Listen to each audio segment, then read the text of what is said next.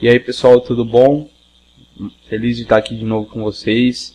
Gostaria primeiro, antes de mais nada, agradecer as visualizações, os comentários que algumas pessoas deixam nos vídeos, o número de inscrições que eu tenho recebido. Fico muito feliz, isso só me incentiva a continuar e tentar fazer o meu melhor, né? Tentar trazer para vocês um conteúdo de qualidade. Então eu peço assim que vocês divulguem mesmo, né, aquilo que vocês puderem. Divulguem o canal na faculdade, no curso técnico de vocês. E sempre procurem deixar mensagens aí, procurem interagir comigo, porque isso para mim é bem bacana. Faz com que eu consiga ter uma ideia daquilo que vocês querem, de como é que tá o meu trabalho, se está legal, se vocês estão gostando. E hoje nós vamos falar um pouquinho sobre o sistema articular. Não reparem um pouco a minha voz por causa da rinite, né? Às vezes pode ser que eu coce um pouco o nariz, mas tudo bem. Bom, pessoal, então, sistema articular, ele junto com o sistema esquelético, com o sistema muscular, eles formam um aparelho locomotor. É isso que nos permite, né, desempenhar as nossas funções, andar, correr, saltar, dentre outras, né? Então, a gente tem aqui no esqueleto, demonstrando todas as articulações, né, ou grande parte delas. A gente tem aqui a articulação coxo-femoral, a articulação do quadril. Aqui as articulações do ombro, né, especial aqui estou citando a glenomeral. E o que seria uma articulação, então, né? Seria essa conexão entre os ossos, né? Essas conexões entre as partes rígidas do esqueleto, né? Entre os ossos e as cartilagens que revestem esse osso. A articulação ela também tem as suas funções, né? Função de união, né? De junção. Se a gente for pegar nos livros de anatomia, né, não tão atuais, ao invés de estar lá como sistema articular, a gente vai encontrar o capítulo chamado junturas, né? Então seriam as articulações, antes tratadas como junturas. Por isso a questão da união. A estabilidade não é só dada pela articulação, né, mas pelos componentes que temos nas articulações, principalmente quando a gente fala de uma articulação sinovial, né, tem os ligamentos, a cápsula. A gente tem aí também a questão da limitação, que dependendo do tipo de encaixe dos ossos, né, do tipo de articulação, a gente pode ter um movimento mais limitado ou menos limitado. A gente vai ver isso mais para frente. Aí a classificação, né? Aqui nós estamos partindo do ponto de vista estrutural. Então nós temos aí as articulações fibrosas, cartilagíneas e sinoviais. São os três tipos de articulação quanto à sua estrutura. Em relação às articulações fibrosas, por que ela recebe esse nome? Sempre quando a gente fala de articulação, do ponto de vista estrutural, a gente está falando do tipo de tecido que tem entre os ossos, né, que interpõe os ossos. Então, nesse caso, o tecido interposto é o tecido conjuntivo fibroso. E nós temos dois tipos de articulações fibrosas, as sindesmoses e as suturas, né? Pois nós vamos ver os subtipos delas. Então, aqui a gente pode ver os dois ossos e no meio o tecido conjuntivo fibroso, né? Aqui nós estamos falando, por exemplo, da sutura, né? São as suturas do crânio. É um exemplo aí de articulação fibrosa. Então vamos começar pela sindesmose. Qual que é a diferença entre sindesmose e sutura? A sindesmose ela tem uma grande quantidade de tecido conjuntivo, né, que pode formar um ligamento interósseo ou uma membrana interóssea. Então aqui, por exemplo, a gente tem a sindesmose, né, radionar e aqui a sindesmose, né, entre a tíbia e a fíbula, né, que é a tibiofibular. Aqui a gente tem uma sindesmose que fica entre o dente, né, região dento-alveolar, né, chamada de gonfose.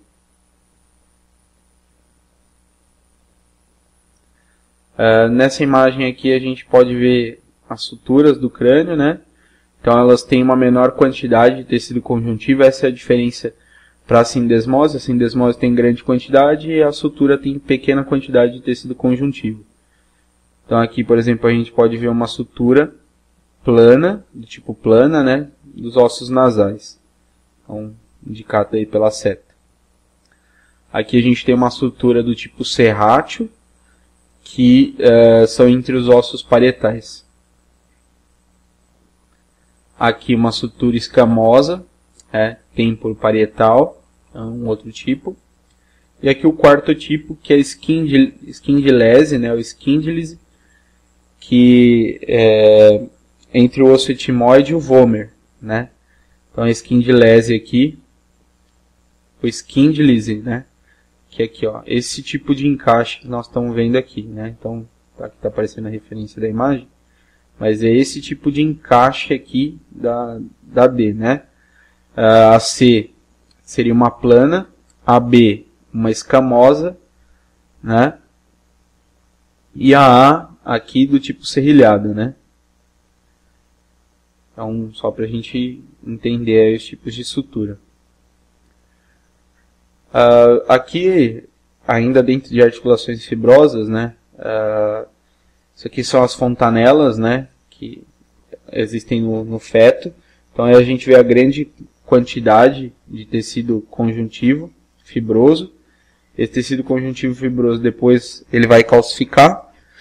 Mas por que é assim, né? Primeiro porque o cérebro ele continua crescendo, mesmo após o nascimento. Segundo,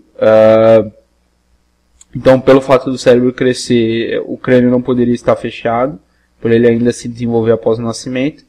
E segundo, desse jeito, né, os ossos eles conseguem vir para cima do outro, né, e diminui então o diâmetro do crânio para poder facilitar a passagem no parto da criança, né. Aí a gente já muda aqui para as articulações cartilagíneas. Então, diferente, né, das articulações fibrosas, nós temos aqui cartilagem hialina entre os ossos, tá? Então nós temos as sincondroses e as sínfises. Começando pelas sincondroses, a cartilagem hialina está interposta aos ossos. Né? Aqui a gente tem uma articulação, né, não se comenta muito, mas é onde a gente vai encontrar a cartilagem hialina interposta, que seria entre o osso occipital e o osso esfenoide, né, esfeno-occipital. Então aqui é o osso esfenoide e aqui é o osso occipital. Já a sínfise, a superfície óssea é revestida por cartilagem hialina. E essa cartilagem hialina, né, ela está interposta por fibrocartilagem. Então eu tenho um osso que é revestido por cartilagem hialina. Outro osso que também é revestido por cartilagem hialina. E no meio dos dois eu tenho fibrocartilagem espessa.